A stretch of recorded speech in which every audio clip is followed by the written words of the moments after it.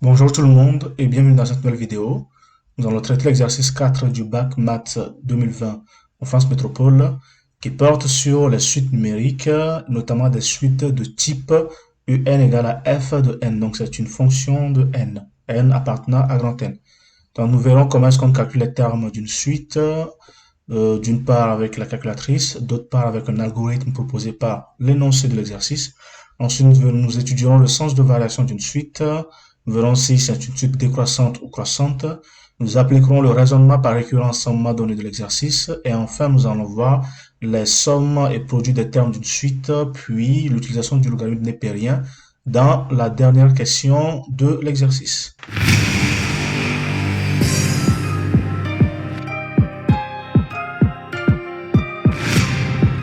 Voici l'énoncé de l'exercice.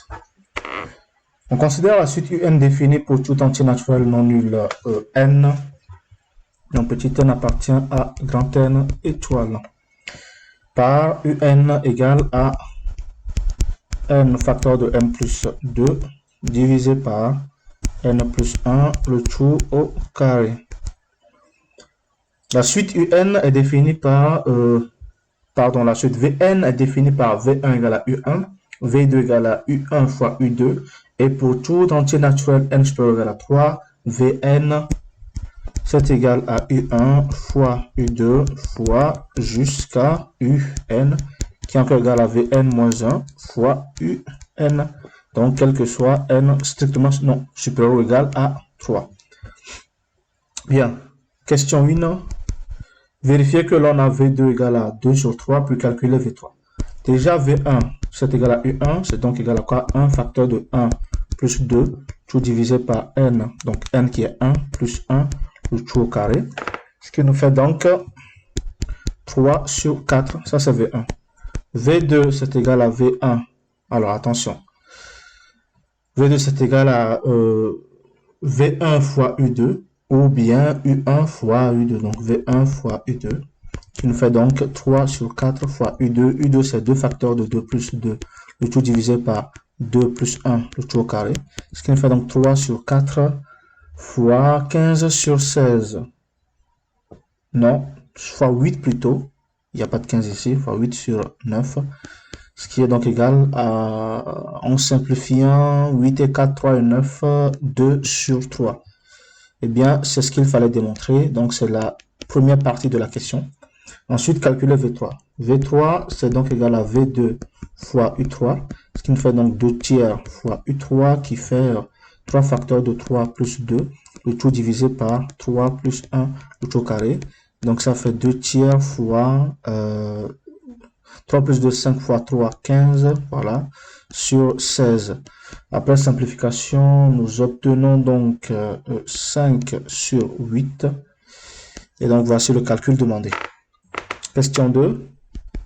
On considère l'algorithme incomplet ci-contre. Le copier est complété sur la copie sur cet algorithme afin que, après son exécution, la variable v contienne la valeur vn où n est un nombre entier naturel non nul défini par l'utilisateur.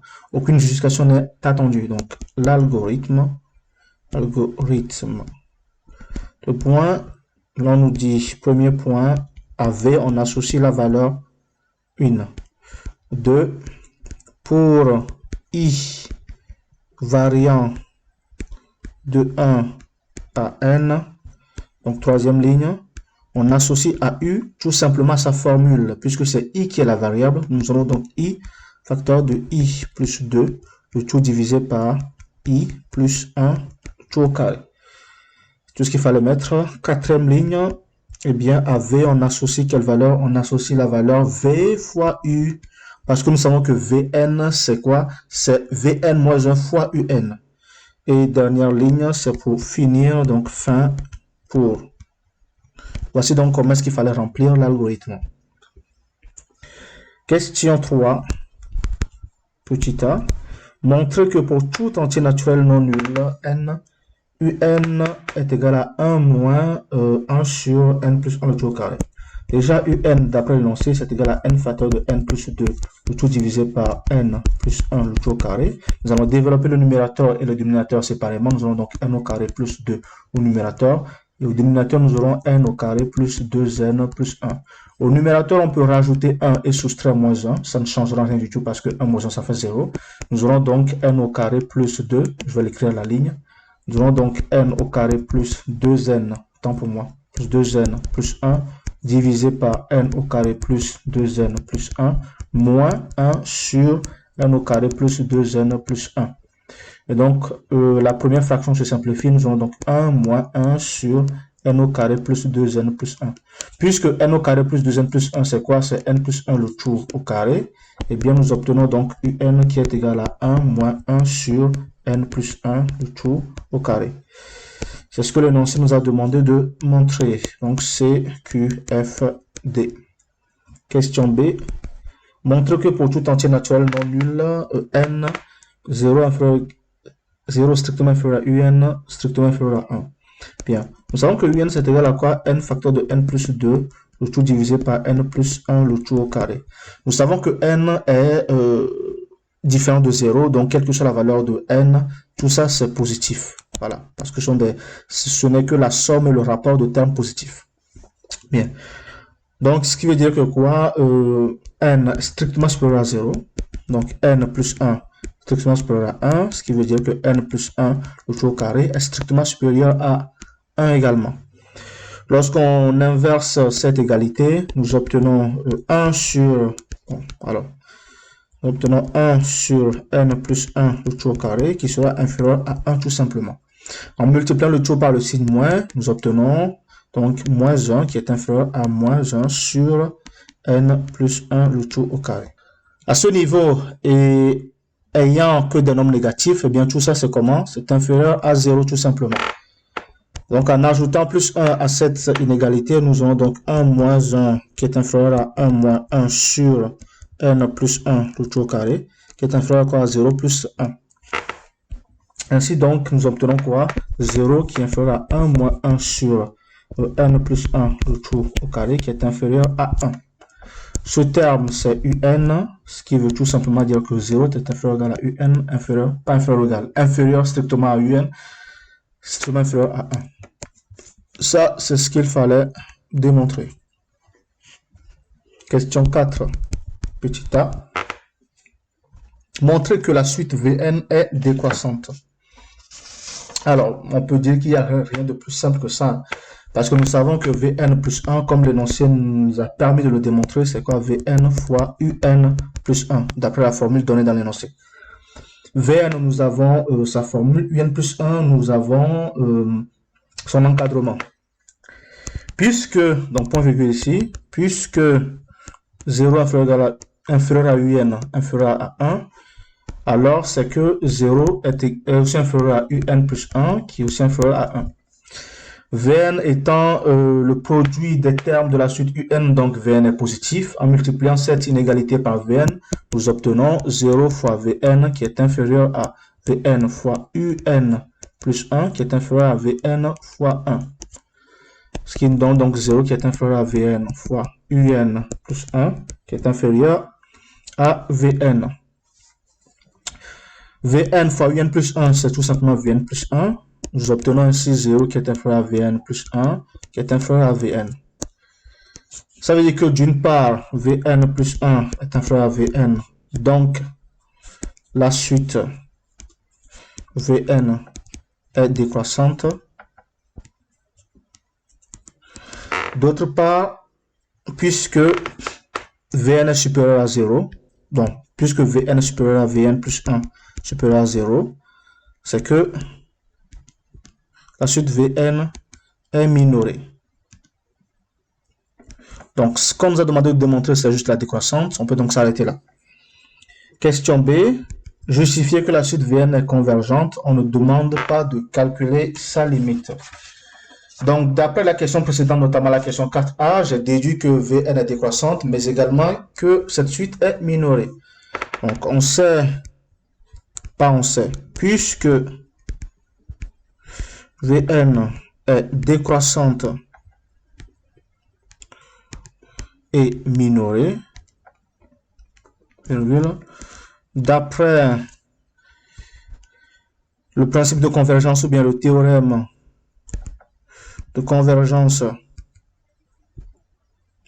des suites, virgule, Vn est convergente. Voilà, c'est tout simplement ce qu'il fallait dire. Question 5, petit a. Vérifier que pour tout entier naturel non nul n, qu'on ait Vn plus 1 qui est égal à Vn fois tout ça. Bien, nous allons partir de la formule que nous avions déjà, notamment Vn plus 1 qui est égal à Vn fois Un plus 1.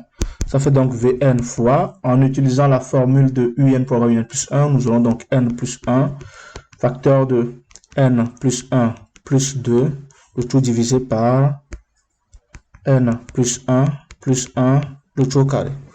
Ce qui veut donc dire que Vn plus 1, c'est égal à Vn fois N plus 1, facteur de N plus 3, tout divisé par N plus 2, le tout au carré. Et c'est tout simplement ce qu'il fallait démontrer.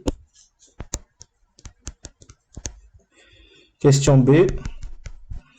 Montrer par récurrence que pour tout entier naturel non nul, on a Vn égal à ça. Donc, soit la propriété Pn de point Vn est égal à N plus 2 sur 2 facteurs de N plus 1. Eh bien, initialisation.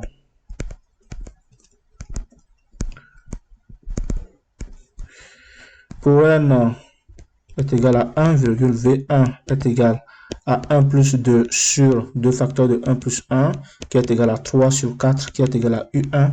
Donc, Pn est vrai pour n égale à 1. Maintenant, l'hérédité.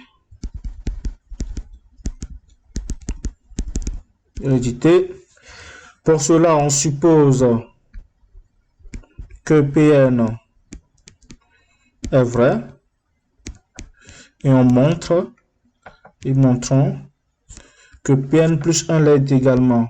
Pn plus 1 est vrai aussi, vrai. Bien. Pn vrai implique tout simplement que Vn est égal à n plus 2 sur 2 facteurs de n plus 1.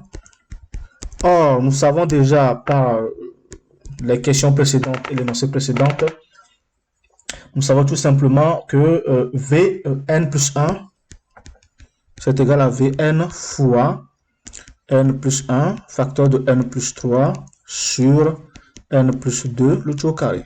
En remplaçant Vn par sa formule que nous avons ici, nous obtenons donc Vn plus 1 qui est égal à n plus 2 divisé par 2 facteurs de n plus 1, le tout fois n plus 1, facteur de n plus 3 sur n plus 2, le tout au carré.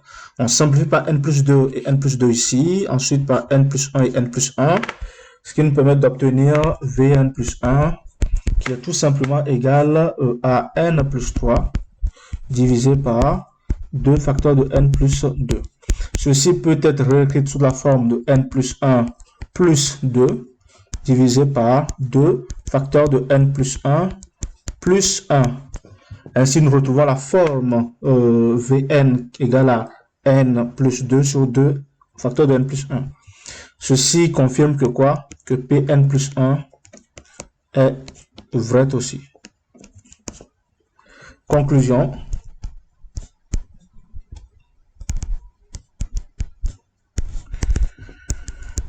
Puisque Pn est initialisé et héréditaire, virgule, quel que soit n appartenant grand N étoile, virgule, Vn est égal à n plus 2 divisé par 2 facteurs de n plus 1. Voici donc la démonstration par récurrence qu'il fallait faire. Bien, question C. Déterminer la limite de la suite Vn. Donc, limite de Vn lorsque n tend vers plus l'infini, c'est égal à la limite de n plus 2 sur 2 facteurs de n plus 1 lorsque n tend vers plus l'infini. C'est donc égal à la limite de quoi? De n sur 2n lorsque n tend vers plus l'infini. En simplifiant les n et les n, Nous obtenons donc la limite de Vn lorsque n tend vers plus l'infini qui est égal à 1 sur 2. Question 6. On considère la suite Wn définie par W1 est égal à ln de U1, W2 est égal à ln de U1 plus ln de U2. Et quel que soit n supérieur à 3, Wn est égal à la somme de k allant de 1 jusqu'à n de ln de uk. Ce qui fait donc ln de u1 plus ln de u2 plus jusqu'à plus ln de un. Très bien. L'on demande de montrer, donc montrons que W7 est égal à 2W1. On va commencer par calculer W1. W1, ça fait ln de U1, ce qui fait donc ln de 3 sur 4. On garde ça quelque part. W7, c'est tout simplement, alors c'est tout simplement ln de U1 plus ln de U2 plus jusqu'à ln de U7, ce qui fait donc ln de U1 fois U2 fois U7. Ça, c'est l'une des propriétés des fonctions logarithmes népériennes qui transforment l'addition en multiplication. Et U1 fois U2 jusqu'à U7, c'est tout simplement quoi? C'est tout simplement V7. Donc, égal à ln de V7. Or, V7, c'est égal, en appliquant la formule précédente, à 7 plus 2 divisé par 2 facteurs de 7 plus 1, qui fait donc 9 sur 16, qui est égal à 3 au carré sur 4 au carré, qui fait donc 3 sur 4 le tout au carré. Ainsi, W7, ça fait ln de 3 sur 4 le tout au carré, qui fait donc 2 fois ln de 3 sur 4. Or, ln de 3 sur 4 étant W1, que nous avons déjà calculé à ce niveau-là, nous obtenons ainsi W7 qui est égal à 2W1. Ça, c'est ce qu'il fallait démontrer. Ce fut la dernière question de cet exercice et donc cette vidéo prend fin. Je vous remercie d'avoir suivi cette vidéo. Je vous invite à me suivre régulièrement et à suivre régulièrement ma chaîne. Je vous invite également à liker cette vidéo, voilà celle-ci. Je vous invite à la commenter avec vos questions et vos interrogations. Je vous invite également à vous abonner à cette chaîne parce que vous verrez régulièrement de nouvelles vidéos qui parlent de sciences, d'études académiques et j'en passe. Je vous invite enfin à consulter la description de cette vidéo pour y voir mon adresse mail sur laquelle vous pouvez m'envoyer des exercices un peu plus compliqués et des interrogations que vous aurez du mal à mettre dans les commentaires. Merci, à bientôt.